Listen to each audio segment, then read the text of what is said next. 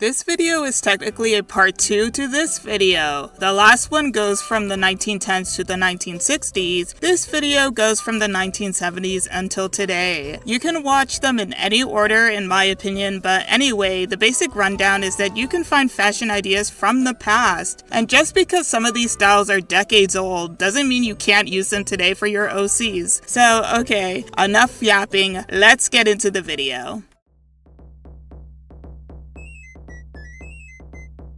The 1970s had a ton of different fashion trends. A lot of it was shaped by cultural shifts, social movements, and music, so let's start off with a style that we're all familiar with. The hippie bohemian style started to really take off during this time, and although some of the styles are still colorful, we also started to see more natural types of fabrics. There were more of a push to make these kinds of handmade materials. Patchwork, crochet, knitting, embroidery, all of that good stuff. I mentioned that hippie girl wasn't really a hippie, but honestly I feel like she closely aligns here. Okay, so we got disco fashion. This is a deep cut, and I know no one cares, but when I think of disco, I think of Walden from Wow Wow Whimsy, specifically when he changed himself to be Mr. Cool. I'm cursed with this memory, so I'll make you cursed with it too. Also, KK Disco is the best song, hands down, don't debate me. I listen to it outside of Animal Crossing. Also, I listen to real disco in my free time too. It's such a shame that this genre died, but enough of that. Fashion time.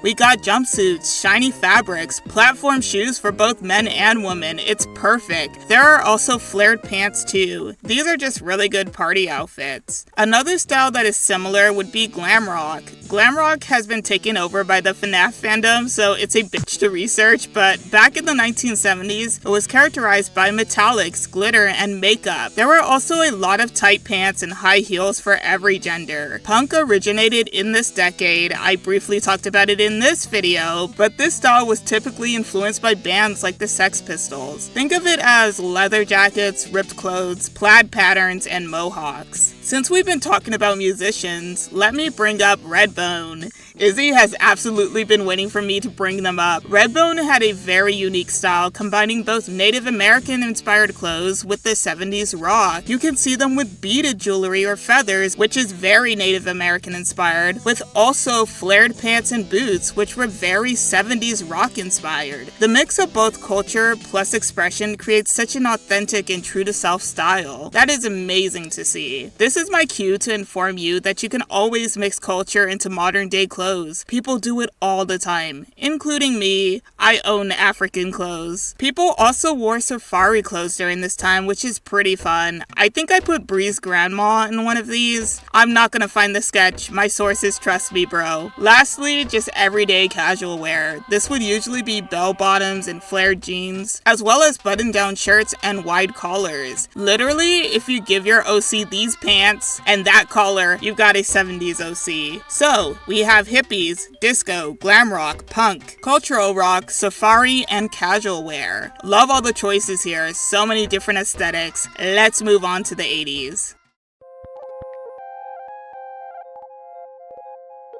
Now, the 1980s aesthetic that appeared here were pretty cool. First and foremost, we got power dressing. This is just people in suits. For women, it's mostly shoulder pads and structured blazers. Men wore double-breasted suits and suspenders. It was truly that Wall Street aesthetic. New wave fashion was pretty cool in the 1980s. This included color block outfits and neon colors. It's supposed to invoke this feeling of the future, but anyway, new wave was inspired by bands like Duran Duran and the Human League. Hair metal fashion is pretty associated with glam rock. Big hair, leather pants, and animal print. Imagine if I added this to my hair symbolism video.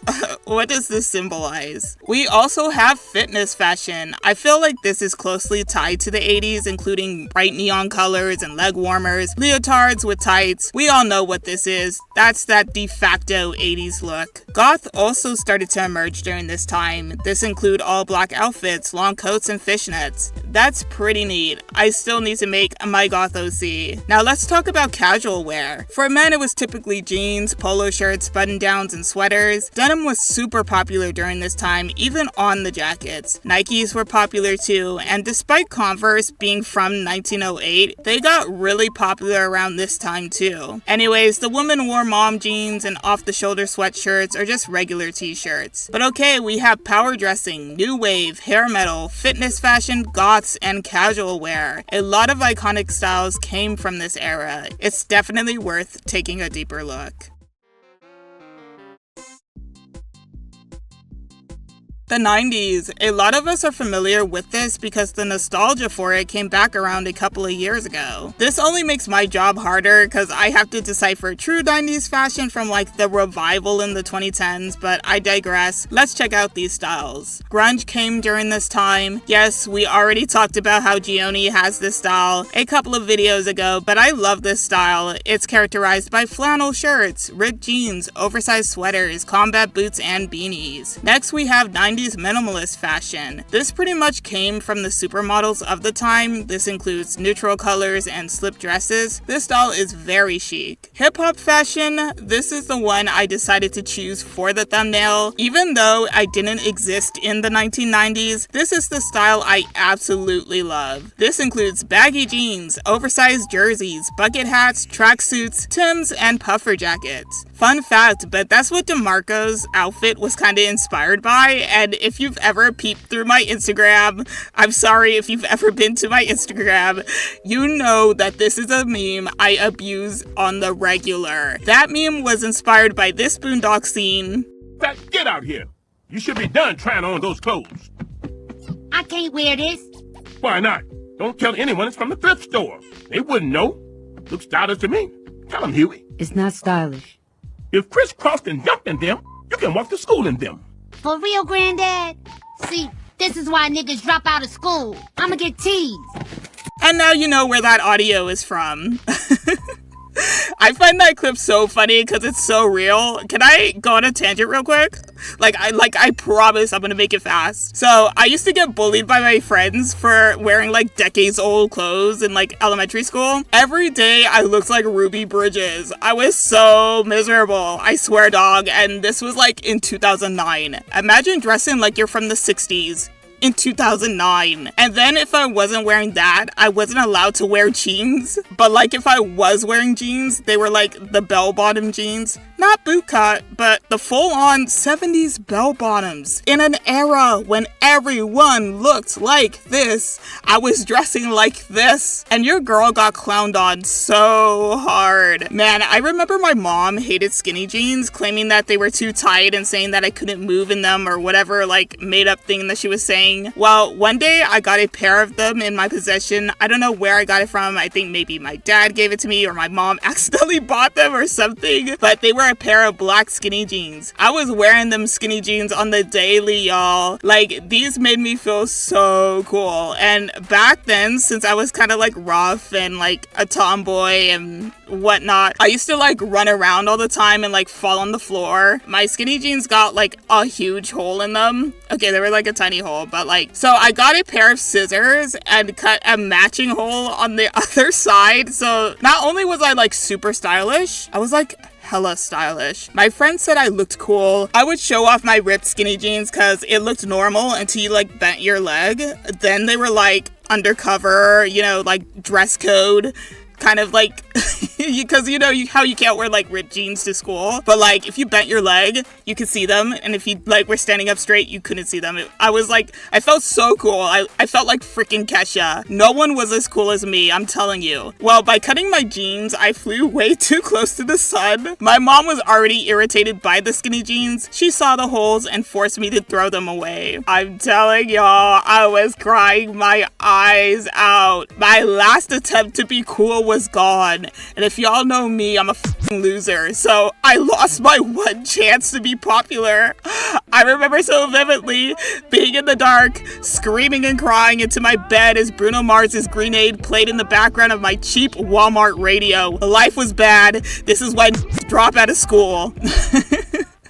Now today, I guess I kinda embraced the boot cut. It's on my persona, after all, and you won't catch me dead in skinny jeans today. It just goes to show how fast fashion can change. That whole story was just an intro to explain that this episode came out in 2014. Riley was wearing clothes from the 90s and 2000s, and even though people think it's stripped now, me included, at the time this episode aired, I could see why the writers wrote it in as like some kind of joke. It's almost as if Riley came outside wearing 2010's hipsters clothes. It's not stylish right now. I mean, fashion is subjective, but the recent trend of making fun of millennials just goes to show how fast a certain style can become funny. But mark my words, in 2030, this hipster shit will come back, but for now, all I have to say is, this style is a joke. Sorry for that tangent, that was not quick, moving on. Pop princess fashion. It's usually characterized by the pop artists of the time, so like Britney Spears or Destiny's Child. You can also call this the teen star look. Crop tops, low-rise jeans, and shiny fabrics. The skater style originated in this decade because skating culture in general became more mainstream around this time. This included loose jeans, graphic tees, and sometimes flannels. 90s techno fashion was another one. You can also call this rave fashion. It includes neon colors, mesh tops, and reflective fabrics. And for casual wear, it was mostly hoodies and denim. Those denims can be Jenko jeans or Levi's. Basketball shorts could also be worn casually. Baby tees and tank tops were pretty popular as well, just like high-waisted jeans and overalls. Oh wow, so basically what I wore a couple of years ago in high school. Fashion does have a 20-year rotation. But anyway, we have grunge, 90s minimalist, hip-hop fashion, pop princess, skater style, 90s techno, and casual wear. I think it's easy to have fondness for this style because it came back, but all in all, it's very fun and I have some OCs in these styles already.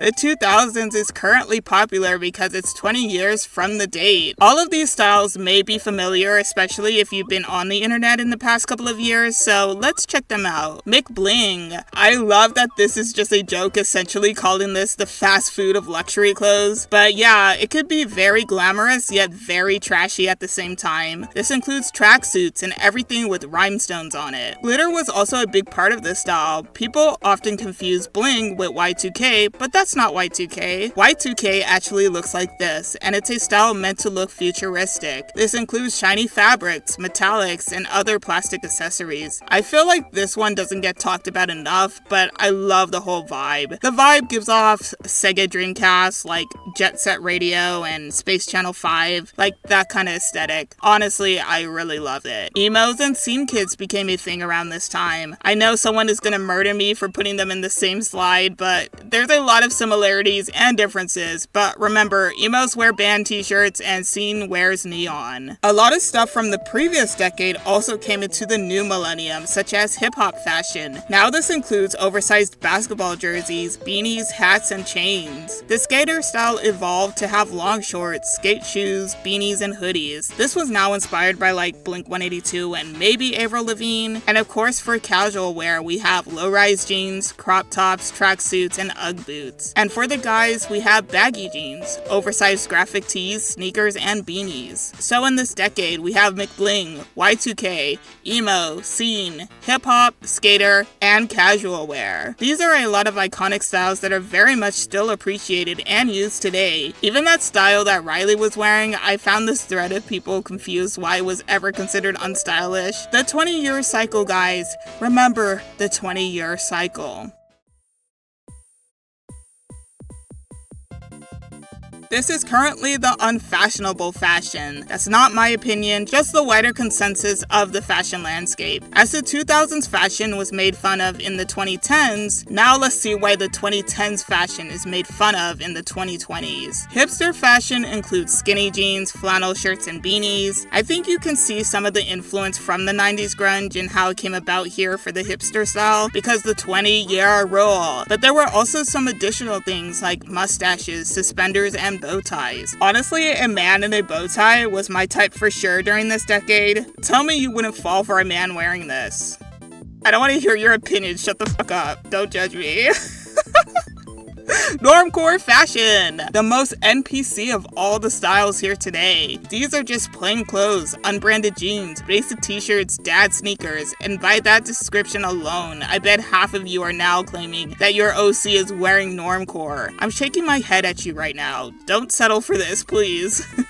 Unless this is really your OC's personality. Athleisure. It really took off during this time. It's just wearing workout clothes as everyday clothes. Leggings, crop tops, hoodies, and basketball caps. Hype beast fashion. Okay, so in my last video, I said that I don't trust a character in a suit.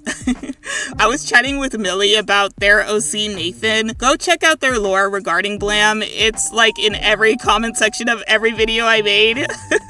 You can literally catch up on the lore that way. But anyway, their OC Nathan is like a very shitty person, and I suggested that they wear hype beast fashion because the suit's not gonna suit Nathan, you know? But hype beast fashion would definitely do it. I feel like hype beast is the modern day villain clothes. This includes Supreme, Yeezys, Jordans, designer clothes, and hoodies. This is the new villain look. Sorry, not sorry. Tumblr fashion became popular too during this time. This includes galaxy print and the skater skirt. You could pretty much classify this as soft grunge. Tumblr fashion is here to stay, but if you're wondering where it started here. Visco girl. I wanted to be this so bad when I was a teenager.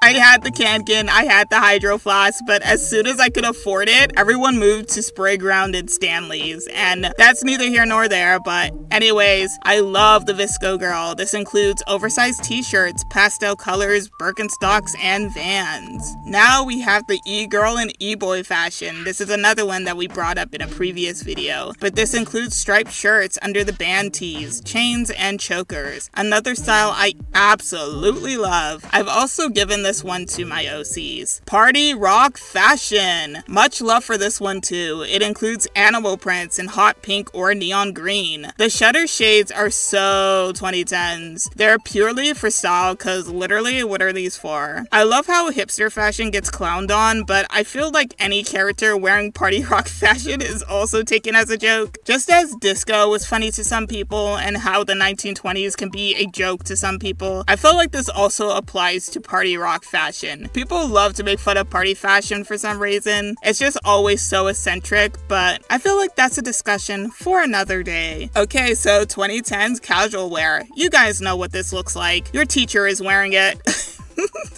Your professor is wearing it. Your mom's wearing it. Skinny jeans, leggings, cardigans, and boots. Remember Toms? Can we bring these back?